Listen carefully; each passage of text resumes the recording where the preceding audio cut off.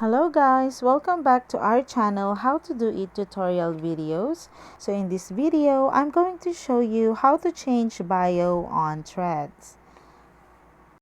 Okay, so let's open up the Thread application, and then right over here you will see the profile icon at the bottom menu. Just go ahead and tap that one,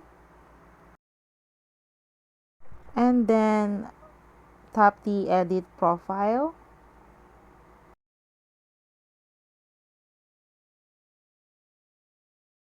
and then tap your bio. So in here, you have two options to create or change your bio. So you can import whatever bio you have on your Instagram account, or you can create a brand new one.